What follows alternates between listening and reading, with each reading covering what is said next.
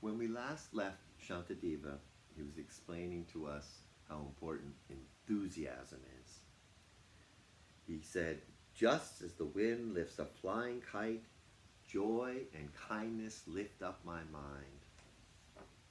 And then he also shared that even bodhisattva superheroes need to take a rest.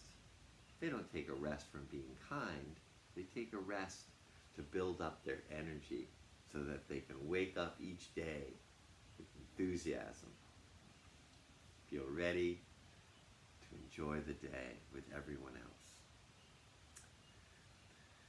Shantideva still floated above his seat. Remember that magical thing that he did right at the beginning of his talk when he just sort of started to rise and levitate above his seat? And it didn't really surprise anyone anymore. They were so taken up by what he was saying. They just wanted him to continue. So he spoke. The world is one big body.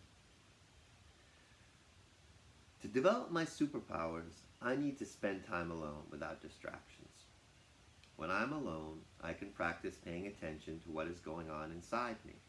My anger and boredom, my excitement and love.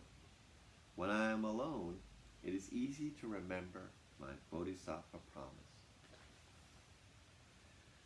When I'm alone, it can be scary to be apart from the people I love.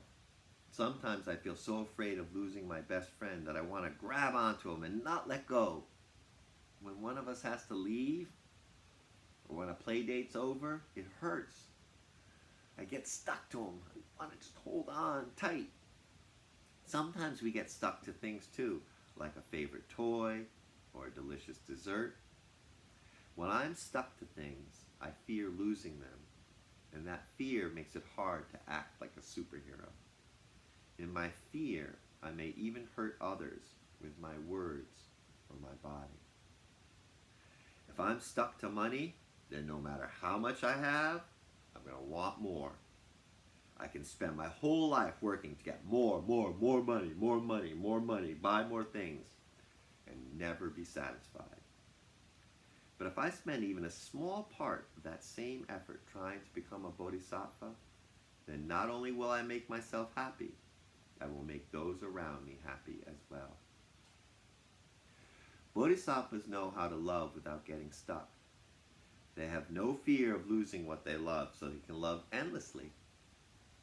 Even when their dear friend goes away, even when their favorite things are broken, stolen, or lost, they are still full of love.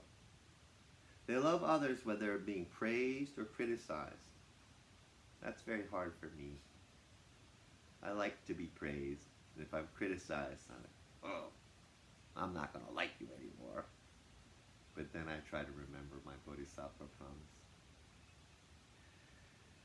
People, they love others whether they are being praised or criticized, whether others love them back or not.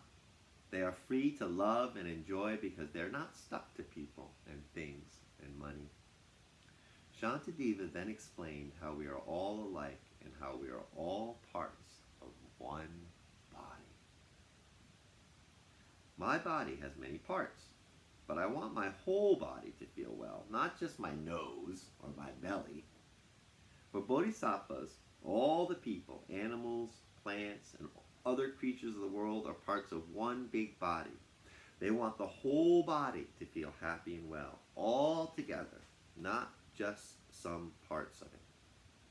The whole interconnected intercommunity of all living and non-living things. What if I were to think of every living being as part of the same body? I might be the hand, but I would still want to protect the foot. If I think of all others and myself as one big body, then I don't want anyone to feel pain. For everyone wants pleasure, and nobody wants pain. Everybody wants to feel good. Nobody wants to feel bad. In this, we are all the same.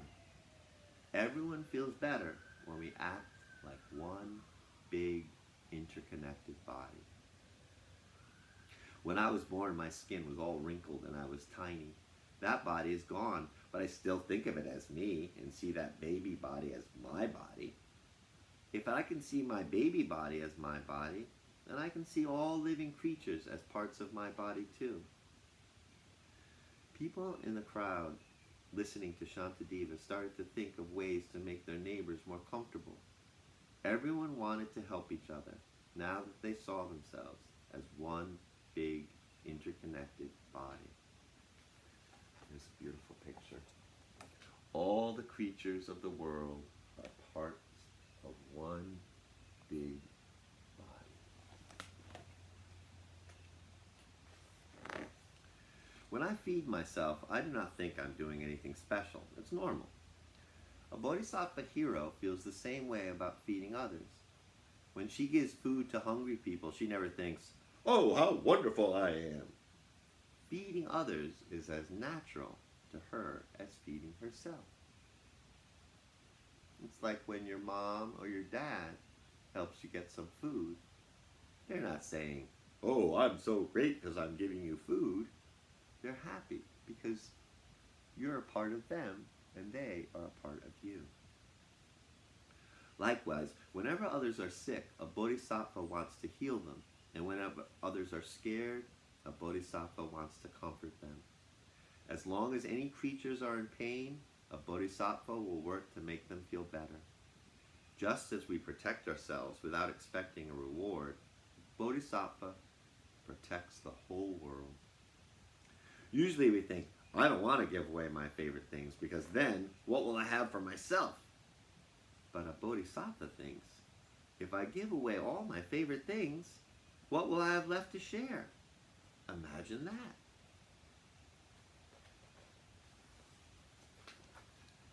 Here's a picture of the bodhisattva having given everything away. And now, all he has are his empty hands. And maybe that's what he can give. It takes a lot of time and practice to become a superhero, but if we are patient with ourselves, we can do it. You can do it.